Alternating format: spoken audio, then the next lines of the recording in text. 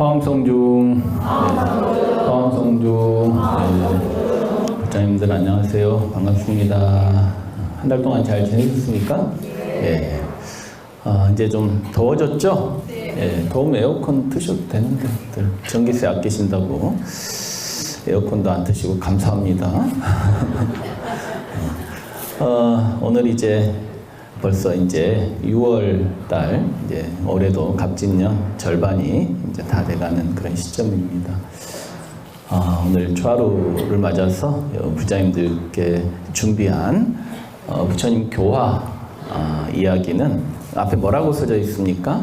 함께 살면서 화합을 하려면. 네, 함께 살면서 화합을 하려면 이런 이제 그런 주제로 교단 내에서 분쟁이 있었을 때 부처님께서는 어떻게 대응하셨고 어떻게 가르침을 주셨는지 그런 말씀들을 드릴까 합니다.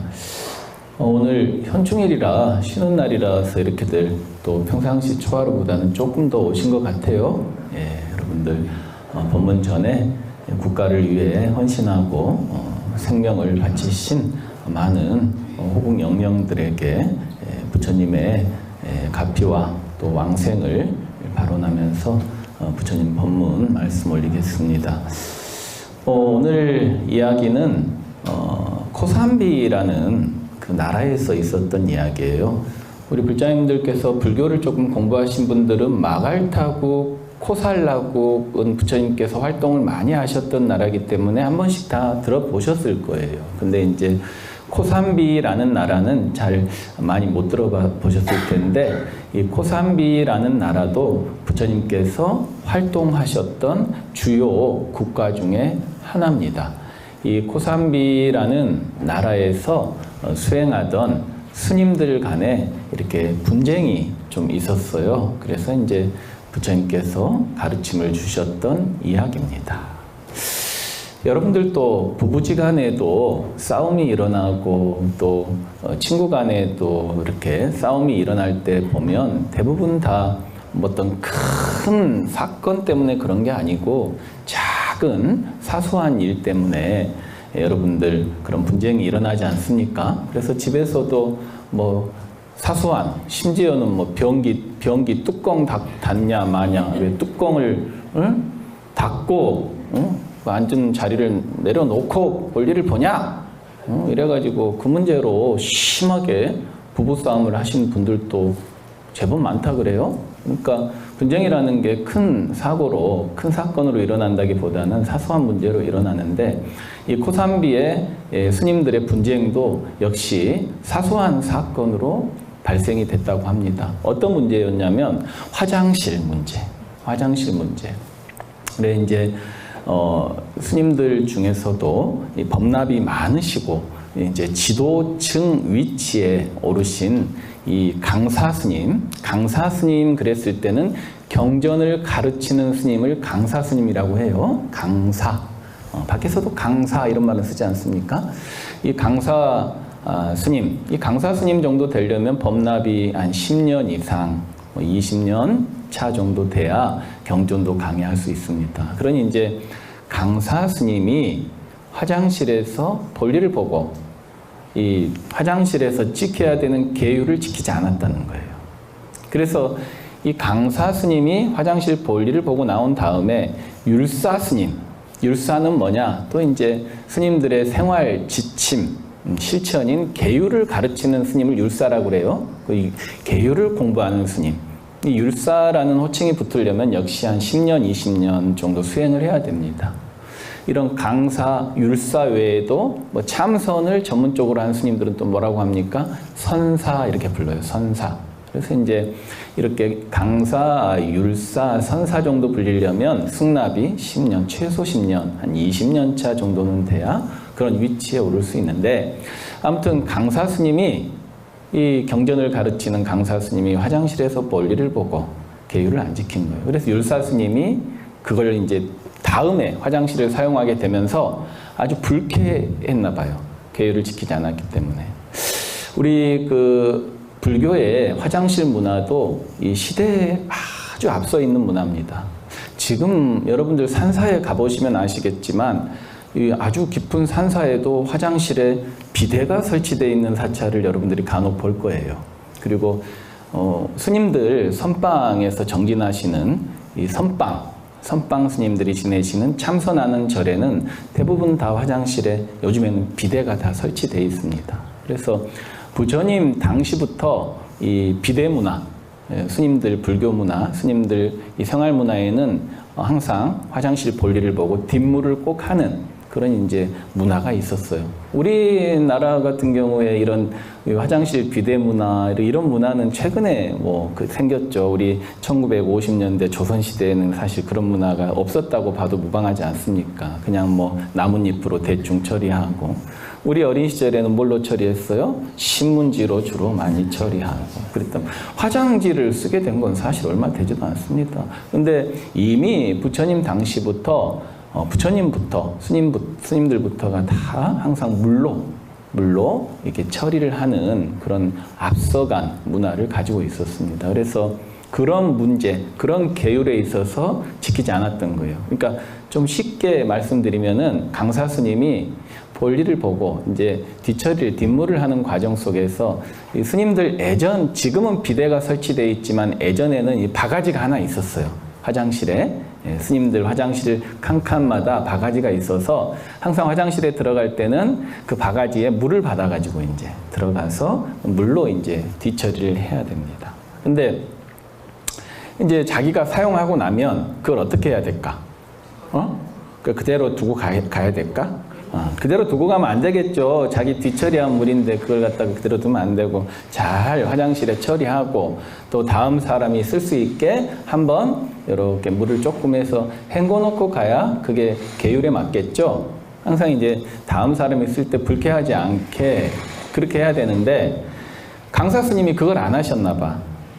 그래 놓고 그냥 자기가 뒷물하고 그 물을 그냥 그대로 두고 나가버린 거야. 뭐 바빠서 그랬나, 뭐 아무튼 뭐 정신이 없어서 그랬나. 우리도 간혹 정신이 없으면은 여러분들도 물건 막 두고 가시고 그러잖아요. 그 이제 율사 스님이 딱 들어가서 보니까 그래 놓고 간 거예요. 남의 뒷물 해놓은 거 보면 밥맛이 있겠나. 여러분들 조금 이따 점심 공양 드셔야 되는데 스님이 화장실 얘기해서 너무 미안한데 이제 좀 안 해보도록 할게요. 아무튼 율사 스님이 그걸 보고 그 강사 스님에게 직접 찾아가서 이러고 저러고 해서 스님께서 화장실에서 계율을 못 지켰으니 앞으로는 좀 잘 지켜주십시오. 이렇게 이제 대놓고 가서 얘기를 했으면 문제가 없었을 수도 있을 것 같아. 근데 이 율사 스님이 그 당사자 강사 스님한테 그 얘기를 한 게 아니고 이제 사석에서 다른 스님들한테 야 말이야 그 스님은 강사식이나 돼가지고 그 화장실에서 가장 기본적인 계율도 지키지 않고 아주 문제가 많은 사람이야. 이러고 쉽게 말씀드리면은 뒷담화를 했다는 거예요. 뒷담화를 하고 그런 뒷담화가 대부분 다시 그 당사자에게 전해져서 발 없는 말이 천리 간다고. 소문이 전해집니까? 안 전해집니까? 전해지죠. 근데 전해질 때는 그 말 그대로 전해집니까? 아니면 뭐가 많이 보태져 갖고 전해집니까? 보태져 갖고 전해진 거예요. 그러니까 멀상식하다 이렇게 아주 뭐 기본이 안 돼 있는 강사로서의 뭐 자격이 없다 이렇게 좀 과장되게끔 그렇게 해가지고 그 강사 스님 귀에 전해진 거예요. 그러니까 강사 스님 입장에서는 기분이 좋겠어요, 안 좋겠어요? 당연히 상당히 기분이 나쁘죠. 자기는 너무 바쁘게 그날 일이 있어서 자기가 뭘 잘못을 했는지 기억도 사실 제대로 안 나는 거야. 안 나고 설령 자기가 잘못을 했다고 해도 직접 와서 자기한테 잘못된 부분을 얘기해야지 그 다른 스님들한테 그렇게 얘기한다는 것은 그건 그 사람도 율사 스님도 부처님의 계율을 어겼다는 거예요. 부처님께서 사부대중의 허물을 말하지 말라 그랬죠? 사부대중의 허물을 말하지 말라. 이 보살계의 십중대계입니다. 십중대계. 무거운 계율이에요. 그러니까 우리 불자님들도 다른 도반들 흉보면 안 돼. 근데 꼭 제 앞에 와서도 스님 귀에다 대고 그 보살은 어떨까요? 그 보살. 귀를 막 씻어야 될 것 같아. 저녁마다 귀를 3번씩 씻어야 될 것 같아. 그게 10중 대계입니다. 그냥 작은 계율이 아니에요. 보살로서 그 10중 대계를 어기면 참으로 큰 그건 잘못이에요. 그러니까 다른 사람 허물을 얘기하면 안 돼요. 근데 율사스님 당신도 다른 사람 허물 얘기하지 말라는 그 계율을 어겼지 않느냐. 당신도 잘한 게 없다. 이래가지고 둘 사이에 이제 싸움이 시작된 거예요. 근데 이 사람들은 각각 지도자였기 때문에 그 밑에 따르는 여러 스님 학생들이 있었단 말이에요. 강사 스님 밑에서 경전을 배우는 학생들, 율사 스님 밑에서 계율을 배우는 학생들. 그 학생들까지 이제 어떻게 돼? 이 싸움이 커지다 보니까 단체 싸움이 된 거예요. 패거리를 져갖고 싸운다 이 말이에요. 우리 절도 간혹 그런 것 같아. 우리 절도 불 때 몇 기 해가지고 패거리 져가지고 패거리 져가지고 뭐 나는 뭐 몇 끼네 하면서 자기들끼리 밥을 먹어도 자기들끼리만 딱 먹고 강의 시간에 간식을 먹어도 지그들끼리만 탁 어울려가지고 어머 정말로 꼴불견이야. 정말로. 불교대학 안 나오신 보살님들이 봤을 때는 꼴불견일 거야. 근데 이제 그런 면들이 나쁘단 얘기는 아니에요. 너무 지나치면 보기에 좋지 않다는 거죠. 도반으로서 서로 우애 있게 지낸다고 한다면 그것까지 뭐라고 하겠습니까? 근데 너무 자기들끼리 뭉쳐다니고 다른 사람들을 배타적으로 대하고 이런 것들은 좀 불자로서는 그래서는 안 되겠죠. 그래서 이렇게 율사 스님을 따르는 스님들과 강사 스님들을 따르는 스님들끼리 뭉쳐가지고 완전히 패거리 싸움, 서로 이제 큰 분쟁이 됐다는 거예요. 이 코삼비 비구 스님들의 분쟁은 불교사적으로도 유명한 사건입니다. 그래서 도저히 이 분쟁이 해결될 기미가 보이지 않았어요. 그래서 부처님께서 불렀습니다. 강사 스님과 율사 스님을 불러서 각각 부처님께서 말씀을 하셨다는 거예요. 강사 스님께는 스님으로서 기본적인 계율, 가장 생활의 기본적인 계율인데 그걸 지키지 않았으니 스님께서 참회를 하시면 될 일입니다. 이러고 이제 참회할 것을 권하고, 또 율사 스님을 불러서도 그런 남의 허물을 잘 그렇게 감춰주고, 또 그 당사자한테 얘기하지 않고 뒤돌아서서 다른 사람들에게 소문내고 그 사람을 비하하고 이런 것들은 율사 스님께서도 계율을 어긴 것입니다. 그러니까 율사 스님께서도 참여하시고 서로 다투지 말고 화합해서 수행하시기 바랍니다. 이랬는데 이미 이제 이 단체끼리 틀어질 대로 틀어졌나 봐요. 도저히 부처님이 그렇게까지 고구정령이 서로 화합해서 서로 양보하고 이해하기를 부처님이 부탁했지만 계속 싸우는 거예요. 계속. 그래도 부처님 말도 안 들어. 그래서 어느 날 부처님께서 갑자기 사라지신 거예요. 코삼비에 계셨던 부처님께서 저 멀리 이 코살라국 사위성의 기원정사로 이제 가버리신 거예요. 부처님께서 아무 말씀 안 하시고 그냥 가버리셨어. 어떤 사건이 일어났을까? 부처님이 사라지자 어떻게 됐을까? 신도들이 그 사실을 안 거예요. 코삼비에 있는 불자님들이 어느 날 보니까 부처님이 안 계셔. 그래서 아니 도대체 무슨 일 때문에 부처님이 안 계시냐 알아보니까 스님들끼리 싸웠다는 거야. 분쟁이 있었다는 거예요. 뭐 밖에식으로 뭐 치고받고 싸우진 않았지만 이렇게 막 심한 분쟁이 있어서 부처님께서 좋은 말씀을 하시고 중재를 하시고 했는데도 부처님 말씀도 안 듣고 계속 싸우니까 부처님께서 저기 멀리 기원정사로 가셔버렸다. 이렇게 이제 불자들이 알게 된 거예요. 불자들이. 그래가지고 어떤 사건이 일어났을까? 불자님들이 밥을 안 줘버렸어. 코삼비에 있는 이 스님들이 탁발을 오잖아요. 밥을 안 줘버린 거야. 밥을 안 주면 어떻게 되겠어? 수행을 할 수가 없죠. 이제 불자님들이 스님들이 탁발을 나왔는데 밥을 안 주니 이 스님들이 그때서야 정신이 든 거예요. 배가 고프니까 이제 허기지고 밥을 못 먹고 그러니까 아유 우리가 부처님 말씀도 듣지 않고 정말로 부처님께 큰 뇌고를 끼쳤구나. 부처님께 큰 잘못을 했구나. 이래가지고 이 코삼비에 분쟁하던 스님들이 다 먼 길을 걷고 걸어서 부처님을 찾아갑니다. 그래서 이 모든 스님들이 기원정사에 계시는 부처님께 진심으로 이제 부처님 저희들이 정말 잘못했습니다. 이렇게 이제 참회를 했다는 거예요.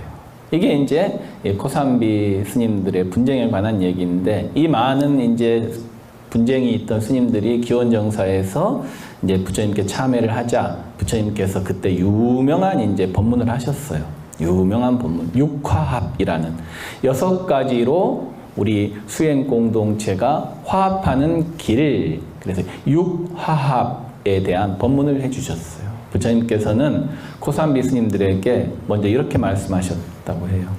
수행 공동체는 항상 청정하고 화합해야 된다. 그렇죠. 청정하고 화합해야 된다. 청정해야 된다고 하는 것은 절에 있을 때만큼은 우리가 욕심을 부리지 말자는 거예요. 욕심이라는 건 밖에서는 재물에 대한 욕심, 권력에 대한 욕심 이런 것들이 크겠지만 절집안에서의 욕심은 뭘까? 절집안에서의 욕심은 내가 좀 더 잘나 보이고 싶은 욕심도 있을 수 있을 것이고 여러 가지 욕심이 있겠지. 그러니까 우리가 기도하는 것도 마찬가지고 수행하는 것도 마찬가지고 사실은 욕심으로 해서는 안 됐죠. 흥부가 욕심을 가지고 제비다리 고쳐줬어요? 흥부가 복 받으려고 제비다리 고쳐줬어요? 아니죠. 그 여러분들도 복을 지을 때는 흥부처럼 복을 지어야 돼요? 놀부처럼 복을 지어야 돼요? 머리로는 잘 알고 말씀은 잘 하시는데 여러분들 다 복 받으려고 복 지어요? 복 받을 생각 없이 복 지어요. 복 받으려고 복 지는. 그럼 놀부처럼 복 짓는. 놀부가 복 받으려고 복 지었잖아요. 놀부를 여러분들은 닮아가는 거야. 마음은 흥부처럼 하고 싶은데. 그래서 우리가 기도도 욕심으로 해서는 안 된다. 그래서 승가는 청정해야 된다. 이 말은 우리가 절에서만큼은 욕심을 버리고 그렇게 마음 공부를 해야 된다. 그 다음에 화합해야 된다 그랬다면 우리 공동체는 서로 화합해서 살아야 된다. 화합해서 살아라 이 말은 뭘까요? 자기 주장을 내려놔라. 자기 단체가 돋보이고 싶고 자기 단체의 주장만 하지 말고 우리 영흥사도 지금 많은 단체가 있죠. 사찰이 커지다 보니까 많은 신도들이 늘어나다 보니까 많은 단체가 생기고 그 단체들 간의 이해관계가 또 생기게 된다 이 말이에요. 근데 큰 틀에서 보면 이 모든 단체들이 어디 안에 단체예요? 영흥사 안에 단체란 말이에요. 그러니까 그 단체에 갇히면 그 넓은 테두리를 또 보질 못해. 그러다 보면 자기 단체, 내 주장을 앞세우다 보면 반드시 화합이 되지 않는다는 거예요. 그래서 부처님께서는 승가는 청정하고 화합해야 된다. 그러면서 6가지 화합하는 길을 가르쳐 주셨습니다. 이 6가지 길은 단순히 우리 수행 공동체에만 해당되는 게 아니고 여러분들 가정, 여러분들 직장, 그리고 밖에 여러분들이 생활하는 단체에도 아마 해당이 될 거라고 생각해요. 여러분들 밖에서 하는 말로 가화만사성이다 이런 말도 있죠. 가정이 화목해야 만가지 일이 다 이루어진다 그랬어요. 그러니까 화목이 사실은 제일 중요하다는 거예요. 부처님께서도 늘상 이 스님들에게 화합을 많이 강조하셨어요. 화합. 서로 화합해라. 화합해라. 젖과 꿀이 합하듯이 그렇게 서로 화합해야 승가가 영원히 부처님의 가르침이 영원히 살아나갈 수 있다. 그래서 첫 번째는 뭐냐? 같은 계율을 같이 지켜라 그러셨다는 거예요. 같은 계율을 같이 지켜라. 우리도 한 달에 한 번씩 보살계 포살의식을 하죠. 그러니까 우리는 보살계라는 계율을 같이 지켜야 돼요. 같은 계율을 같이 지키는 거예요. 또 5계가 있죠. 10선계가 있죠. 그러니까 우리가 절집안에서만큼은 그런 계율들을 같이 지켜야 된다. 예를 들어서 스님은 안 지키고 불자들만 지키라고 한다든지 또 돈이 많은 사람은 안 지키고 돈이 없는 사람은 지키라고 한다든지 또 거사님은 안 지켜도 되고 보살님만 지켜라고 한다든지 그러면 되겠어요? 안 되겠어요? 안 되겠죠. 그러니까 이런 것들을 요즘 말로 치면은 법은 만인 앞에 평등해야 된다. 그런 말씀 많이 하시죠? 법은 만인 앞에 평등해야 된다. 근데 요즘 세상에도 법을 만드는 사람도 법을 안 지키는 경우가 많죠. 여러분들 이 사회의 선거법을 다 누가 만들어요? 국회에서 국회의원들이 만들죠. 근데 국회의원들이 선거법 지켜요? 안 지켜요? 잘 안 지켜. 자기들 말로도 선거법 다 지키면서 선거에서 못 이긴다는 얘기야. 그래서 만든 사람도 법을 안 지키는 판이니 이 법이라는 게 만인 앞에 평등하고 아무리 권력이 있는 사람이라고 할지라도 서민, 권력 없는 우리 약자들, 우리 국민들하고 똑같이 대우를 받아야 국민들이 존경을 할 수 있는 거죠. 그런 부분들이 평등해야 된다. 그러니까 사찰에서도 이 수행하는 단체도 같은 계율을 같이 지켜라. 한번 따라해 봅시다. 같은 계율을 같이 지켜라. 같은 계율을 같이 지켜라. 네, 두 번째는 의견을 같이 맞추라라고 하셨어요. 근데 중요한 건 자주. 한번 따라해 봅시다. 자주 의견을 같이 맞춰라. 자주 의견을 같이 맞춰라. 예. 그러니까 함께 이렇게 단체가 대중이 모여서 한다는 것은 서로 의논을 꼭 해야 된다는 거예요. 그러니까 아무리 좋은 의견이고 아무리 좋은 안건이라도 서로 논의하지 않으면은 그건 좋은 안건이 될 수 없다는 거예요. 자기 혼자 어떤 주지 스님이 신도 회장님이 무슨 회장님이 좋은 생각이라고 자기 뜻대로 그냥 일처리를 해버리면 아무리 좋은 의견일지라도 그건 존중받지 못한다는 거예요. 쉽게 말씀드리면 민주주의를 얘기하는 거죠. 이 승가에서도 자주 모여서 의견을 맞춰야 된다는 거예요. 함께. 예. 누군가의 의견이 독단적으로 결정되어서는 안 된다는 거예요. 세 번째는 공양을 평등하게 나눠라. 한번 따라해 보시죠. 공양을 평등하게 나눠라. 공양을 평등하게 나눠라. 예. 절지반에는 많은 불자님들, 신도님들이 공양을 하시는데 이 절에서 생활하는 많은 소임자, 스님들도 있고 소임자들도 있고 이런 공양이 들어오면 평등하게 나눠야 된다는 거예요. 평등하게 나눠야 된다. 근데 그렇지 못한 경우가 사실은 있죠. 사실은 새벽부터 일어나서 절 일을 하는 것은 주지 스님이나 저 밑에 공양주 보살님이나 마찬가지예요? 아니에요? 마찬가지죠. 새벽부터 절 일하고 수행하고 기도하는 건 다 마찬가지입니다. 근데 주로 주지 스님이 또 우문 스님이 여러분들 앞에 서서 이렇게 법문도 하고 또 주지라는 직함도 가지고 있고 또 여러분들 상담도 주로 많이 하고 하다 보니까 여러분들 불자님들 입장에서는 누가 일을 많이 한다고 생각해? 주지 스님이 일을 많이 한다고 생각해. 그래서 이제 보시금을 갖고 오더라도 주지 스님한테 갖고 온 분도 있어, 직접. 그런 경우도 있고 또 공양을 올려도 어때요? 주지 스님한테 주로 많이 올리겠죠? 우문 스님한테. 그러면서 공양 올리면서 그래 스님 이거 절대 남 주지 말고 스님만 쓰셔야 됩니다. 아니 줬으면 내 건데 왜 줘놓고 그것까지 이래라 저래라 하는지 모르겠어. 그래가지고 나중에 와가지고 확인한 사람도 있어. 내가 준 거 스님이 잘 갖고 산. 그것도 스님한테는 사실 스트레스입니다. 근데 어쨌든 간에 공양을 올리는 사람은 주지 스님을 보고 줬더라도 주지 스님은 절대 그것을 공양과 이익을 독차지해서는 안 되겠죠. 왜냐? 우리 몸으로 치면은 우리 영흥사가 제 몸과 같다면 저는 영흥사의 얼굴일 뿐이에요. 그죠? 팔과 다리 역할을 하시는 분들이 있죠. 저 공양간에 허드렛일하고 이런 보살님들은 다리라고 할 수 있고 영흥사 다리. 또 소임 맡아서 열심히 하시는 보살님들 손이고 손가락이고 그렇단 말이에요. 그러면은 예를 들어서 얼굴을 보고 공양을 줬다고 얼굴로만 영향이 가면 사람이 어떻게 될까? 그러면은 그 사람은 존재할 수가 없겠죠. 그 영양분을 어떻게 해야 되겠어요? 다리에도 보내고 팔에도 보내고 공평하게 나누는 역할을 잘 해야 된다. 그래야 영흥사가 건강하게 유지가 되고 그래야 저 밑에서 허드렛일 하는 사람들도 어때요? 우리도 이 일 할 만하다. 이렇게 생각할 거 아닙니까? 그래서 항상 부처님께서는 공양이 들어오면 이 대중 스님들이 그리고 소임자가 공평하게 나눠야 된다. 우리가 먹을 거 사탕 하나에 의가 상하는 경우 많죠? 요만한 거 하나에 의가 상하는 경우가 많아요. 그걸 평등하게 해야 된다. 네 번째는 뭐다? 한 장소에 같이 모여 살아라. 한번 따라해 보시죠. 한 장소에 같이 모여 살아라. 한 장소에 같이 모여라. 예, 그러니까 수행하는 사람들은 가급적 함께 기도하라는 거예요. 함께 모여서 기도하고 함께 정진하라는 얘기예요. 대중기도 하라는 얘기예요. 혼자서 독기도, 독불공 하지 말란 얘기예요. 수행할 때도 함께 하라는 얘기예요. 도반들하고 함께.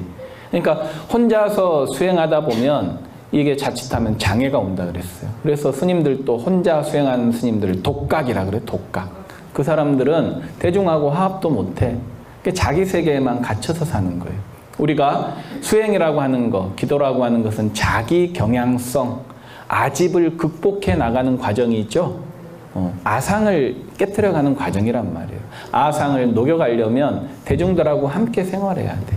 혼자서 정진하다 보면 오히려 아상만 더 높아지는 경우가 많습니다.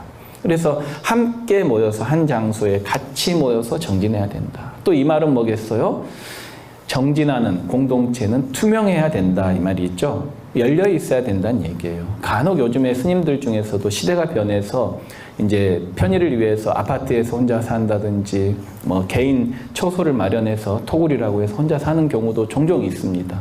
그러다 보면 그렇게 대중과 같이 하지 않다 보면 반드시 여러 가지 문제가 생길 수 있다는 거예요. 우리 여러분들 그 뭐 불소유 문제도 막 일어나고 그랬었잖아요. 그게 혼자서 이렇게 초소를 만들어서 지내다 보면 그건 자기 공간이기 때문에 신도들한테 공개되지가 않고 아방궁처럼 그렇게 될 수가 있다는 거예요. 다섯 번째는 서로 자비롭게 말하라 그러셨다는 거예요. 한번 따라 보십시다. 서로 자비롭게 말하라. 서로 자비롭게 말하라. 그러니까 이게 정말 또 중요합니다. 이렇게 여러분들 불자님들 간에 서로 화합해서 사이좋게 살려면 서로 말을 자비롭게 해야 돼요. 말을 부드럽게 해야 됩니다. 말을. 마음은 뭐 좋은데 말을 막 이렇게 거칠게 하는 사람도 간혹 있는 것 같아요. 근데 그런 분하고는 사실 친해지기까지 좀 많이 시간이 필요하고 오해가 많이 쌓이는 것 같아. 그래서 이 말을 부드럽게 하는 게 참 중요해요. 절에 오셔가지고 다른 도반들한테, 불자들한테 말씀하실 때는 항상 부드러운 말, 상냥한 말, 이렇게 말씀을 하셔야 된다. 스님한테도 됐어요. 안 해줘도 돼요. 그러면은 본인 마음은 안 그런데 그렇게 얘기를 딱 하면 어때요? 좀 말을 들었을 때 쭈삣 하면서 거리감이 느껴진다.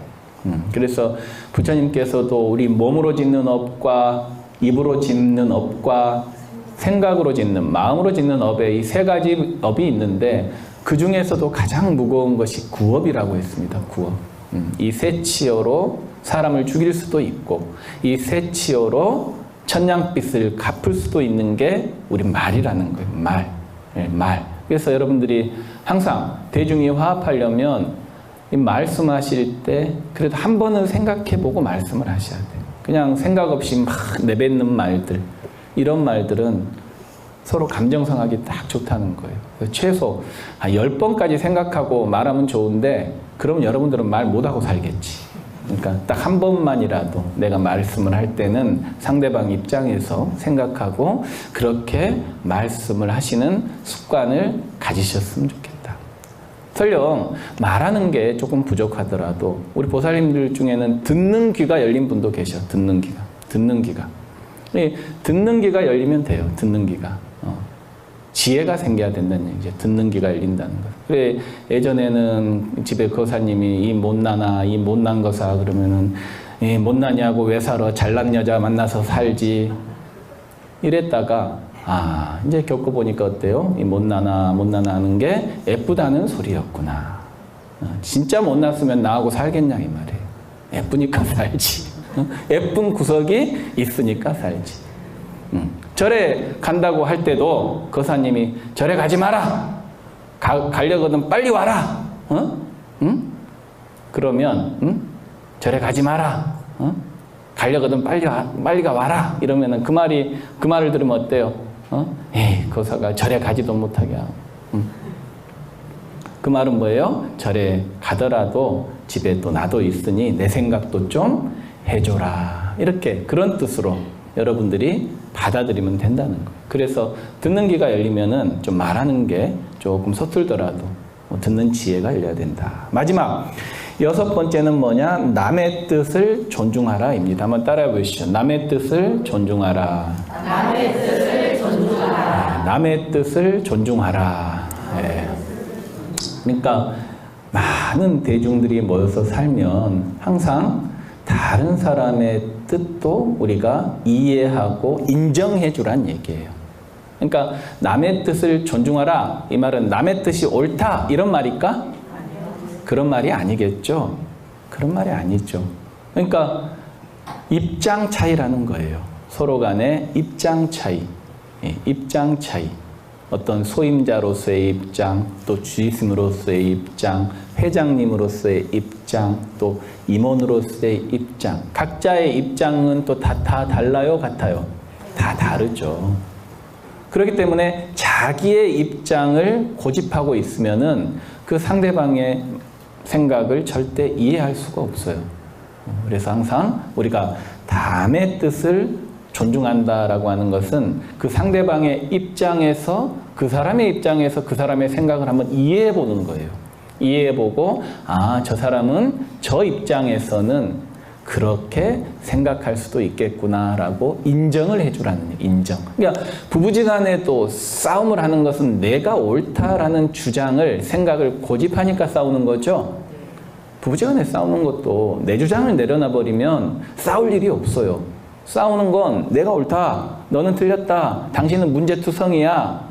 이렇게 그 생각을 꽉 잡고 그 생각을 내려놓지 않고 그 생각에 사로잡혀 있기 때문에 싸움이 되는 거예요. 내가 그 생각을 딱 내려놔 버리면 사실은 싸울 일이 없죠. 입장차가 있는 거예요. 입장차. 우리가 요즘에 남북관계도 조금 많이 경색이 됐다 이러는데 그러한 것들도 서로 간의 입장차인 거라고 생각해요. 왜냐하면은 북한 당국에서는 그러겠죠. 우리 식량 지원해준다고 회담하자는데 그럼 나가봐야지 해서 나왔는데 그건 북한의 입장이죠. 근데 그 미국이라든지 우리나라에서는 또 뭐라고 해요? 식량 지원해준다고 회담하자 그래놓고 당국자 회담 딱 개최하니까 그 자리에서는 니네 핵 포기해라 그런단 말이에요. 그러면 북한 입장에서는 어떻게 되겠어? 우리는 식량 받으러 나왔는데 요구 조건이 더 많네? 이러면서 서로 이제 대화가 진행이 안 된다는 얘기예요. 그러니까 우리가 늘상 그 부부관계도 마찬가지죠. 상대방의 입장, 그 사람의 처지, 그 사람의 생각, 그 입장에서 한 번쯤 이해하고 그 사람의 입장이니까 존중해라는 거예요. 내가 옳고 너는 그러다라는 게 아니죠. 우리는 옳다 그르다 시비하는 것은 부처님의 가르침하고는 정반대입니다. 우리는 다만 생각이 다를 뿐이에요. 왜? 살아온 환경이 다르고 우리의 경험이 다르고 지식이 다르기 때문에 우리는 다르기 때문에 그 다름을 이해하고 인정해주면 서로 다툴 일이 없다는 거예요. 여러분들께서 이 6가지, 첫 번째 같은 계율을 같이 지켜라, 의견을 같이 맞춰라, 공양을 평등하게 나눠라, 한 장소에 같이 모여 살아라, 서로 자비롭게 말하라, 또 남의 뜻을 존중하라. 이 6가지의 부처님의 화합의 가르침을 우리가 잘 새겨 마음에 간직한다고 한다면 사찰에서도 서로 분쟁이 있을 수 없고 또 가정에서도 여러분들 직장에서도 분쟁이 없을 것 같습니다. 여러분들 어쩌고 여러분들 더운 날씨에 또 이렇게 법당에 앉으셔서 법문 들으신다고 너무 고생 많으셨습니다. 한 달 동안 건강하게 잘 지내시기 바랍니다.